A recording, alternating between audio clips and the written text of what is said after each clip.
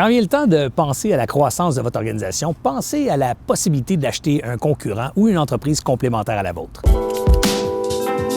C'est une excellente stratégie et c'est pas mal plus facile à faire que vous le pensez. Pourquoi? Parce que souvent, une entreprise a déjà de la clientèle, des opérations et une équipe en place. Donc, elle roule, elle est vivante, cette organisation-là. Et si elle est saine, c'est beaucoup plus facile que vous pensez de l'acheter parce qu'elle est finançable.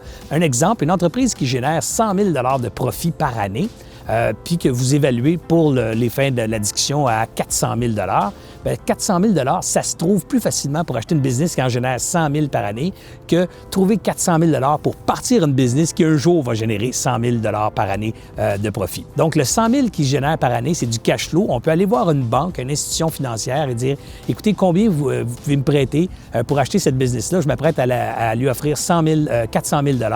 Alors, on va évaluer les actifs qu'il y a dans l'organisation, les actifs tangibles, l'inventaire, les recevables, l'équipement. On va voir s'il y a encore de la capacité d'emprunt sur ces actifs-là. Donc, un exemple, s'il y a un immeuble, je vais faire ça simple, s'il y a un immeuble de 250 000 $ qui est payé, sur lequel il n'y a pas d'hypothèque, bien, la banque, elle va dire, écoute, je peux déjà vous prêter facilement 250 000 en prenant en garantie l'immeuble au complet et les recevables. Un exemple. Alors, vous prête 250 000 du 400 000 d'une shot. Vous savez que vous en faites 100 000 par année, donc vous êtes capable facilement de payer, de faire les paiements sur un emprunt de 250 000 à même les profits de 100 000. Et d'autre part, vous pouviez aussi avoir une balance de vente du vendeur. C'est-à-dire aller voir l'entrepreneur et dire, écoute, je te donne 400 000 pour ta business, 250 000 tout de suite et 100 000 dans un an et l'autre 50 000 dans 2 ans. Alors, le vendeur peut accepter ça, évidemment, si vous offrez des conditions de financement intéressantes sur la balance de vente, un taux d'intérêt peut-être de 15 % un exemple. Encore là, vous êtes capable de le payer à même les cash flows générés par la business. Maintenant, pourquoi envisager d'acheter une entreprise concurrente ou complémentaire? Parce que ça devrait créer de la valeur chez vous. Mais je dirais que faire une transaction, ça comporte beaucoup de risques parce qu'il y a des risques de réputation, il y a des risques de gestion, d'opération, de culture organisationnelle. Alors, il va être où le gain supplémentaire? Bien, il peut être sous plusieurs formes. La première, sous la forme d'un bénéfice humain.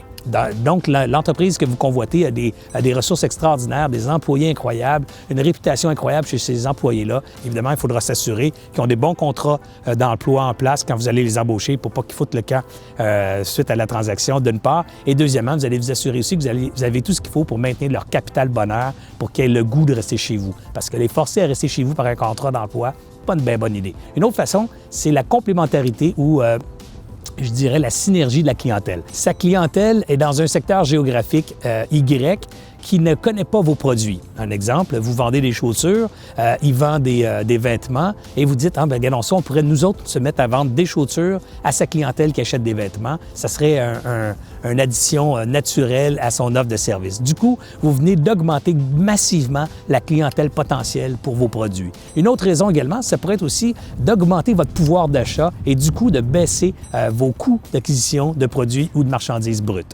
Un exemple, il y a un volume X chez eux, vous avez un volume Y. Quand vous additionnez X et Y, vous avez un volume Z et ce volume Z-là, chez votre fournisseur, vous donne un niveau d'escompte plus bas. Maintenant, les deux entreprises qui ont fusionné peuvent payer moins cher leurs produits et du coup, dégager de meilleures marges. Donc, si vous réfléchissez correctement avec un peu de stratégie, un peu de financement, la voie des transactions est définitivement une bonne façon d'envisager faire croître votre entreprise.